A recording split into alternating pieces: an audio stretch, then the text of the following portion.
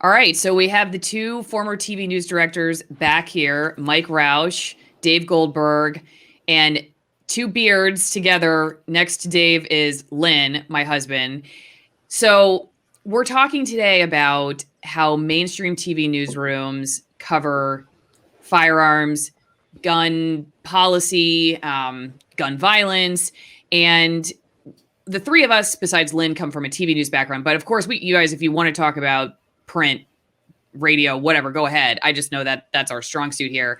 And then Lynn, you're here to kind of help us through some of this stuff. You've been interviewed about firearms before, and you have a little bit of background knowledge on that. Obviously, I think it would not be incorrect to call you a firearms expert at this point. So I guess could we first start with, when it comes to what people, when they're watching TV news coverage, let's say there's either a shooting or then there's reaction to that with policy that is announced as a possibility, like we're talking about with President Biden right now and executive action.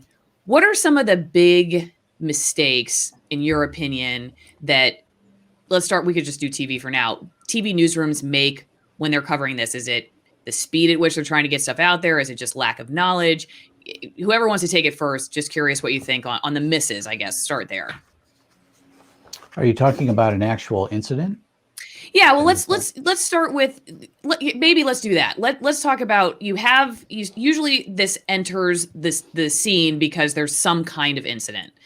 And then after that, usually then we move on with what could stop this, right? It usually is that sort of scenario. There's a violent incident, then there's talk about policy. So maybe we could start with the incident.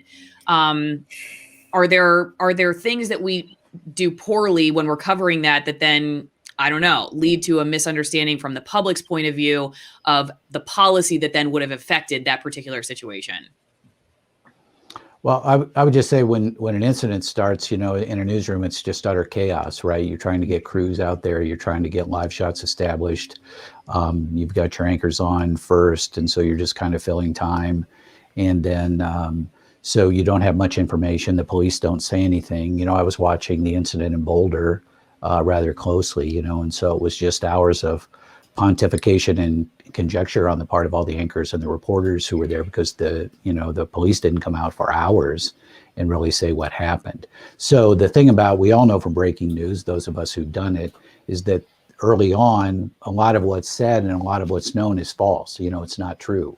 And, the facts kind of evolve as time goes on. So that's probably the most challenging part. And when it comes to a shooting, those are particularly difficult because you have a staff who really doesn't know much about the topic, right? They don't know much about firearms. They don't know much about police, really. They don't know, and plus the basic overall world of not knowing much at all really complicates it for a news department. I think the biggest issue is we never provide perspective and context. Yeah. It's always a reaction, emotional reaction to the event, and it chews up all the airtime, and then it takes on the life of a political narrative. And I honestly think adults need to get in the room and roll up their sleeves and figure out a way to work through the communities in a meaningful way that brings about change. And that's the biggest issue. No one wants to address the issue of change within the communities. We never walk into a community and ask them to help us define it separate and apart from a reaction to an incident. Let me ask you this. Oh, go ahead, Lynn. Sorry. Well, no, I think, a lot of times too, there's, I've heard you say time and time again, and it's a common saying within the news media, if it bleeds, it leads, right? Mm-hmm. I know for a fact, like I can say in Seattle alone, because we trained some of the officers within a day after one of the classes that we gave, I believe it was June of 2019, we had an officer, and he's a pretty senior guy. He'd been on the force for something like 17 years almost already, but he took the class, and as soon as he walked out on the street, he was able to apply the pre-event behaviors that we discussed, many of which came from the most recent survey coming out of the FBI Behavioral Sciences Division at that time, which was 2018. And he was able to effectively pull some guns off the street in the middle of them about to be used in the commission of a violent crime. What people don't usually get is, first of all, that hits the blotter. It doesn't get reported on in the news. Mm-hmm. It's like in page 47Z of the paper.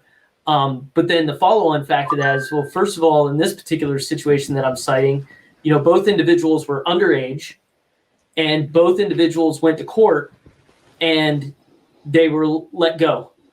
And they had already had numerous violations. So the question you have to ask yourself is, like, is it more about the firearm, or are we talking about the behavior about the individuals? And I think with what both you gentlemen are saying, and you as well, Ali, is that, let's get back to the focus of what's the center of gravity of this thing. And we're talking about things like behavior, and we're talking about circumstances that allow things like this to continue. Let me ask a quick question related to these particularly violent events, and the question about naming the suspect and giving the background, because I know that's kind of become a controversial talking point. Is there a glory motive in some of these events that we perpetuate in media by giving them their sort of last rites of coverage and fame? What do you two think about how newsrooms should be handling that side of it? I've never had a problem with the names. I understand the controversy, but I think, viewers want to know who the person was, what's the background, how did this happen, where did this all come from, what are the underlying issues. To take the name out and then not mention the person, or not even cover them when they go to court, I don't think that makes a lot of sense, but I do understand the argument. Yeah. How about you, Dave? No, I agree. I mean, I think the biggest issue for me is looking deeper than just the name. And I think newsrooms today just don't have the time to go back and frame it separate, again, from the political narrative. There's so much that goes on behind the actual event. The one question I was sitting there watching the coverage today, and no one ever asked the police department, what should they have done in those circumstances, particularly in the most recent circumstances? What should they have done? Walk away? And no one asked that question. We talked about redefining policing. So what was redefining policing? What would it mean in that circumstance? Should they have walked away because he was trying to resist arrest, or what? I mean, no one's asked the question. You don't ever hear the answer. No, I think the main thing you're talking about there with the media is how do we oversimplify everything, right? Do you see the networks ever really diving into the issue of firearms and crime and society and societal breakdown and mental illness? Do you ever see them dive into all those issues and say, well, let's wait a minute, let's work our way through all of this? It generally comes down to, now the police are bad, right? Or guns are bad, right? So if you humor me here, I came up with here's the theme of the national media here when it comes to firearms, right? Number one, guns are bad. Let's keep it simple. Number two, Second Amendment. Well, that's an old idea, so let's forget about that, right? Who is using guns and hurting people? Don't ask about that. Where do criminals get their guns? We're not going to bring that up either. Why do so many people value their Second Amendment gun rights? Well, those people are just crazy, so we're not going to talk about them, right? And violent crime is down considerably since the 70s, 80s, and 90s, right. But that doesn't fit the narrative, so hey, let's not mention that. And the last question I had here that you'll never hear, do people protect themselves with guns? Well, no, that can't happen, so we won't bring that up. But the bottom line is there's so many layers to it, and I know that that's Dave's main point, and mine too. And local media tend to be not equipped to deal with it, just because they're not, for multiple reasons. National media has an agenda, and I think they follow that fairly clearly. I mean, and anybody who watches the news, that's not any revelation on my part. Lynn, anything on that before I move on? I had another question I wanted to ask about just the experience of reporters and their knowledge of firearms in general. But Lynn, do you have any thoughts? Yeah, actually, I have some. I'm sharing a screen right now, so if you can pop that up, and this was sourced. This was released September of 2020 by the FBI Crime Statistics Division. I'm just doing some math here because I'm from North Carolina and I don't habla 2 + 2 too well. But this is a breakdown of aggravated assaults in the United States. This was from 2019. And so when you look at, like, yes, firearms comprised about, there was the second largest thing used in aggravated assaults. But when you look at the totality of these situations, right? So you had 200,826 were from other weapons. You had almost 170,000 from personal weapons. So that's like usually like a blunt object or some type like a baseball bat, Kubotan, something like that. And then you had 117,854 from a knife or a edged weapon that you're looking at, right? And so what that comes out to, not minus not, carry the not, that's 500,000 assaults occurred with weapons other than a firearm, while you had just under 200,000 occur with firearm. So you're looking at 2 to 1, over 2 to 1. Yet we're not looking at things like, banning like edged weapons or things like that. It's not illegal to have or own a baseball bat, and there's not regulation for that. But isn't the pushback on that though that these are not as deadly in a mass killing situation? I mean, it would be very difficult to take a knife and kill 30 people in 4 seconds. Well, yeah, I reckon you could say that, and that's a fair point. But also, me building an improvised explosive device and using that to harm or kill many people is illegal as well. But you could go out today and between a few stores put everything you need together to do that. And a good example of that was both Klebold and Harris and Columbine used explosives. James Holmes in the Dark Knight Rises attack in Colorado, he had explosives. The Green River Killer, I could be wrong on that one. Montford, I think that may be the same guy. But at any rate, like that individual had explosives. So, the fact of the matter is you're seeing knife attacks on police in the UK.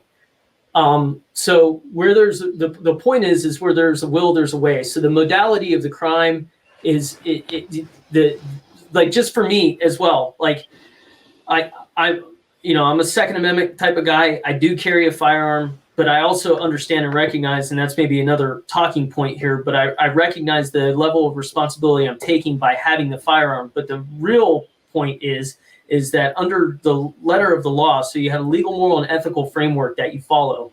And under the letter of the law, I am required to be able to have the same articulation as far as whether or not I use a baseball bat or a knife to protect myself versus a firearm. And I think the big thing that people have an issue with as far as the other side of the street that are like, why are we getting all these things pushed down on us? Because these are terrible incidents that are occurring. And it's certainly, nobody's saying that that's all right by any means. You'd be a sociopath or a psychopath to say that. But that being said, the people that these rules are affecting that are coming out, they're not affecting the people that are committing the crimes. They're having it, and that to me is that's another side of the discussion that's not being talked about is how does that affect us? Like, for example, when you talk about, like, you throw out a word there, ghost gun. First of all, that's a terminology and in a buzzword or a buzz term. But the fact of the matter is like what they're talking about is people who assemble things like a semi-automatic rifle or AR-15, and they're saying that they're able to assemble the rifle very easily and without having oversight from ATF or having tax stamps for the serial numbered items. Well, the actual fact of the matter is there's some parts to that weapon that are controlled items, and you have to have an FFL to be able to purchase those weapons or purchase those parts, and you have to go through a background check to do it. And that is the lower receiver with the serial number and the trigger mechanism. Anything else outside of that is really useless, and it doesn't really matter. That's the reason why, like, I can break down a firearm. There's several different types of firearm parts that I could fly with, but the big pieces that I can't fly with are like anything with the serial number on it or a trigger mechanism or some of those parts. And there's a lot more to it, and I'm speaking basically on a general level. But I think the point I'm trying to make here is that you're seeing things that are being reported on or talked about that aren't necessarily like there's not truth in reporting about it. Why do you think the newsrooms fixate on the AR-15? Because the narrative is controlled by the anti-gun crowd, I think, right? And, to make one thing clear, none of us are in favor of anybody being shot or anything bad happening. So Absolutely. let's just get that out here before we get accused of something else. But yeah, I mean, absolutely. When you look at the statistics, rifles are used almost not much, right? Yeah, that's a great Rarely. description. Yeah, rarely. Thanks, Dave. 364 in 2019, right? All rifles. So, Lynn laid out the basic numbers, but the media kind of ignores those because that's not the narrative. The narrative is, the evil rifle. So once, if those get banned, then we're going to move on to something else. And, when you look at the reality of, if people are going to do bad things, they're going to find a way to do bad things, right? I was at an FBI thing years ago, and they talked about, well, if we ever didn't have guns, they would move to explosives, right? And then you saw in France where they moved to running people down with a big truck. So, where there's a will, there's a way, but the media just focuses on it because that's the narrative that's placed out there, and that's the language that's been adopted, right? It's the main sub-narrative of the term that, everybody follows now, which is gun violence, right? But gun violence is just violence, right? But you break it down into that because, it makes for a better headline. One thing I would like to add to that, like if you look at things like compare last summer with what was happening with the different types of protests and with what took place on June 6th, in all those situations, yes, like specifically the ones over the summer, there were certainly firearms involved. But when you look at, again, the mechanism of how people were killed or hurt in all those situations, the majority of it had to do because you were talking about massive amounts of people being, compressed into different spaces, and things like arson, impact injuries, beatings, so on and so forth. So, again, the dangerous aspect to all of this is the people and their behavior and the actual individual who's committing the crime. Go ahead, Dave. Sorry. Well, I just think when you look at recent events, I think the media, wants to captivate their audience, and they want to stimulate the passions because there's a narrative there. It's easy to stimulate passions versus doing the story, then bringing context and perspective. And that's something that most newsrooms just are not going to do. And most people probably won't listen to it because they've been trained to follow the passion, which really becomes a political narrative. And that's very, very unfortunate. And it keeps people sort of away from trying to really address the issues in a meaningful way that touches the communities in a meaningful way. Yeah. Lynn, go ahead. Sorry, Mike. Yeah, I was just going to say that point back on who covers what, on the national, I watched a lot, because we were going to do this, the national media stuck with its narrative, guns are bad, right? The AR-15's horrifyingly terrible. We need to get rid of them now. Please do something. And the rant, and at the rant, they're back to my worn out word narrative is do something, but never go into the layers of what are the real issues here, right? Is it really guns, or is it how society has changed? Is it mental illness, right?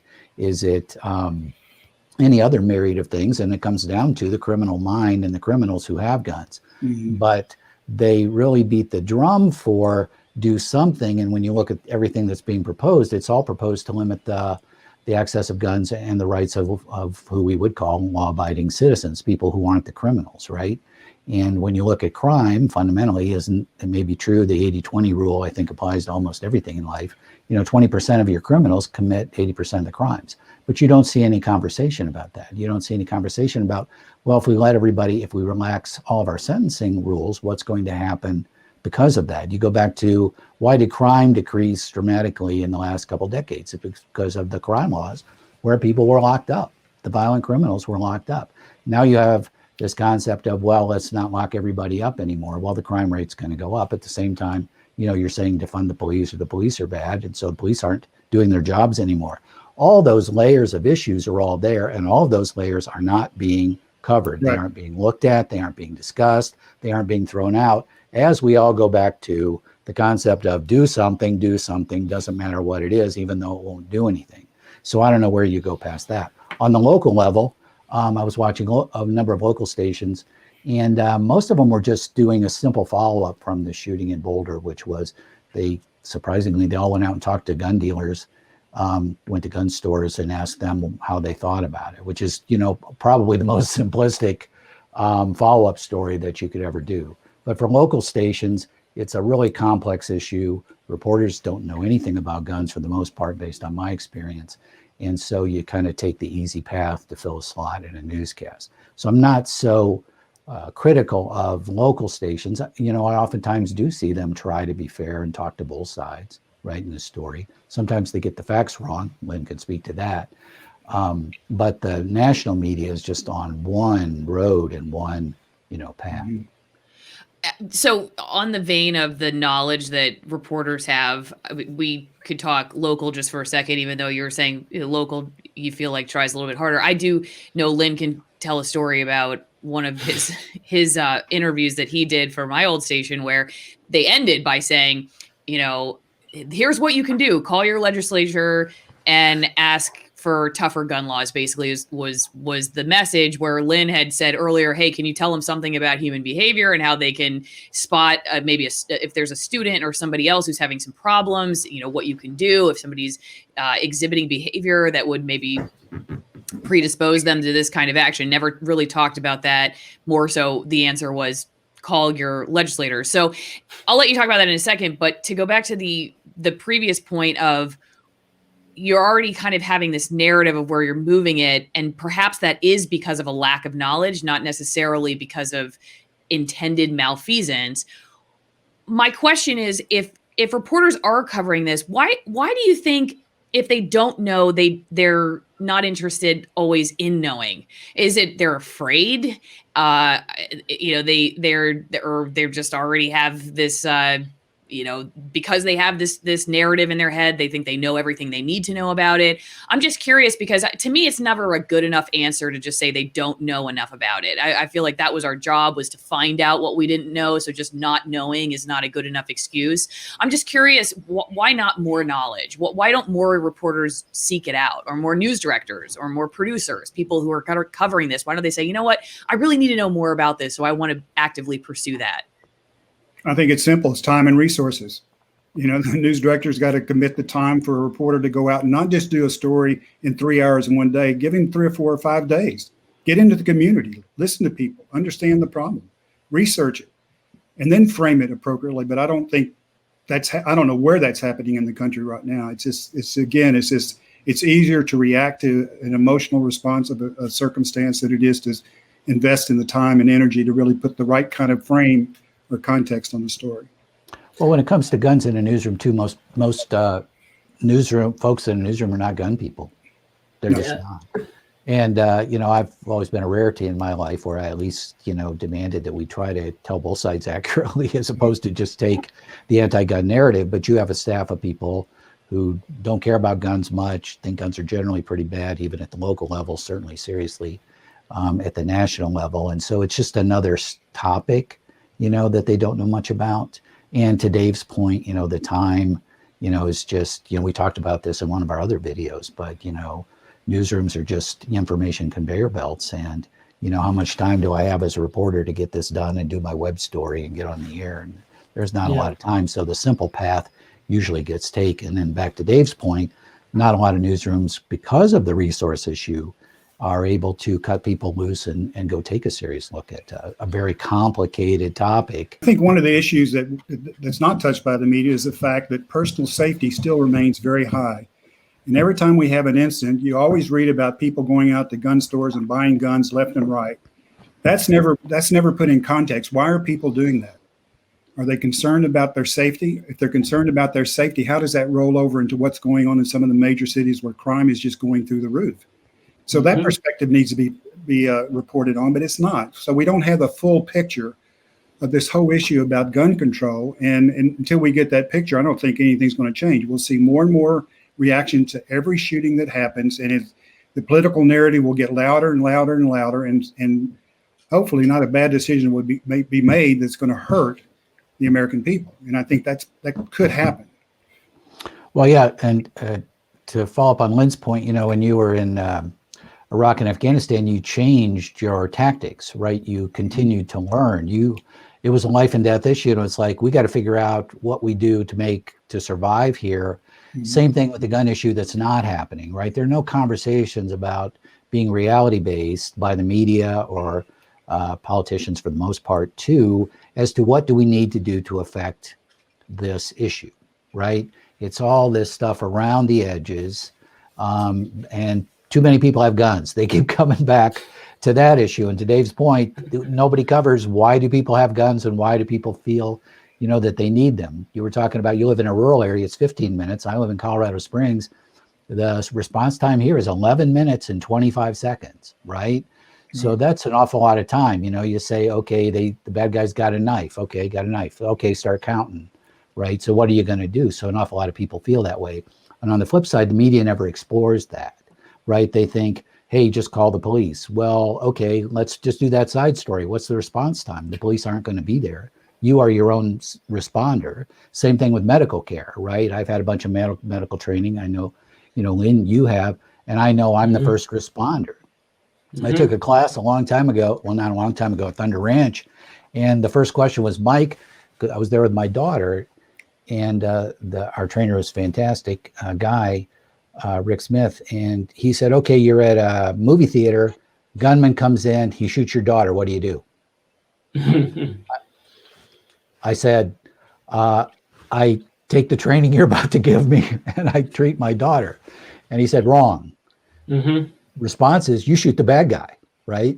So that was something that wasn't in my, you know, thought process at all, but, you know, it certainly makes sense. But there are an awful lot of hard decisions that need to be discussed and taken into consideration when it comes to this issue. And again, as we've talked about, the media is not doing it. There's this, it's not a reluctance, it's a refusal actually to get into that and take it apart and even put some adjectives in front of the gun issue. When do you even see in the national media them put the word controversial in front of a proposal for a new gun law?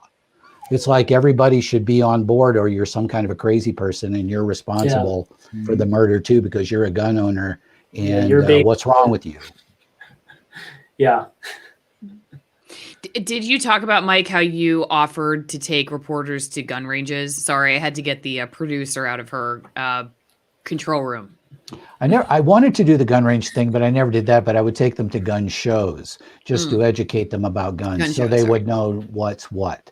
And we would walk in, and my first statement would generally be, because you'd go to a gun show where there are many, many, many guns, and I would say, okay, take guns away from Americans. How's that going to work out, right? There are just so many guns out there, which is another issue. So you got to at least deal with that before you talk about anything else. So I would take reporters to gun shows and just explain everything to them. What's an assault rifle, so-called modern sporting rifle, you know, pistol, different calibers. We'd look at bullets so they would know the difference. If they saw a casing on the ground, you know, they might know what that would be. So it's just an overall attempt to educate them. And as we were talking about this before we started our conversation here, but I think I'm probably the only news director in America who's ever done that. And if you're watching this video on YouTube, here is my disclaimer that it's been cut short. Why? To incentivize you to go to my other platforms where you'll find it in its entirety, along with other exclusive content, platforms that are less likely to kick me off. So if you're interested, check out the links in the description, and I'll see you next time.